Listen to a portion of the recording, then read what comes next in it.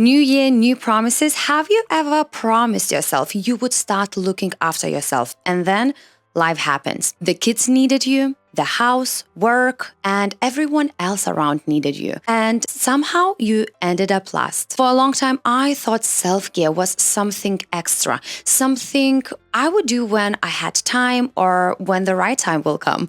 But last year, I have learned that self-care isn't about time. It is about habits, and sometimes habits shape how worthy we feel. Today, I want to talk about what habits really are, why they are so hard to build, especially for moms, how habits shape self-worth and confidence, and how one small daily habit can change how you feel about yourself. A habit isn't willpower, it is not a discipline. A habit is your brain choosing what feels familiar.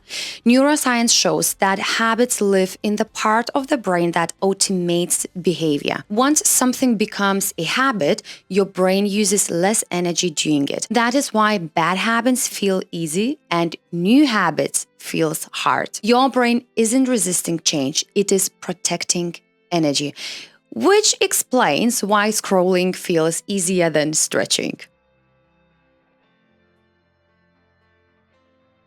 Here's something powerful. Every habit sends a message to your nervous system.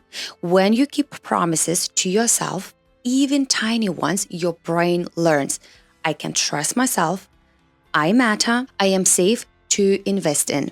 Psychologist Albert Bandura called this self-efficacy, the belief that I can handle my life.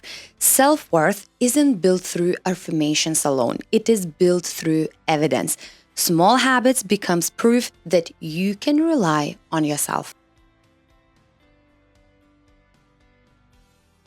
As moms, our habits often disappear because our time isn't our own. Our energy is constantly given away. Guilt creeps in when we choose ourselves. So instead of habits that restore us, we live in reaction mode. But here's the truth.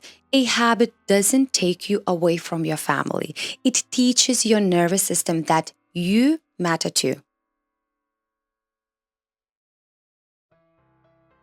Last year, I made a challenge for myself to develop 2 new habits. One was to quit drinking for a year, sit with my emotions and understand instead of numbing them. And I just wanted to feel better in general. And the second habit wasn't something big. It was one small promise. Every morning, before giving to anyone else, I would take 5 minutes to breathe, sit, meditate, plan my day, or just simply be. Some days I didn't feel like it. Some days it felt pointless, but slowly something shifted and I realized that I stopped doubting myself as much. I felt calmer, more grounded, not because life changed, but because my relationship with myself did. If you want to build a habit that boosts self-worth, start here. Make it small, make it repeatable, consistent, make it kind, purposeful for you. Examples: meditate every morning for 5 minutes. Have a glass of warm water first thing in the morning. Every day, read 5 pages of your favorite book. Journal each day. Exercise twice a week. Consistency rewires the brain. This is neuroplasticity.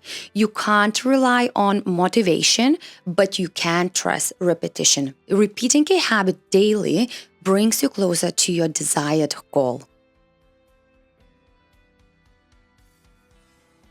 You don't need a new version of yourself.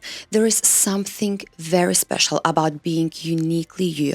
You need a small habit that reminds you that you are worth showing up for.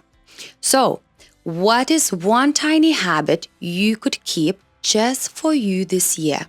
And don't think that small habits doesn't count. Everything starts with a tiny idea that feels irrelevant until it isn't. And before you go, let me remind you, you are powerful like a mama lioness. You are loving, caring, and beautiful inside out. You are enough exactly as you are. Treat yourself with care, with love, and compassion because you matter too.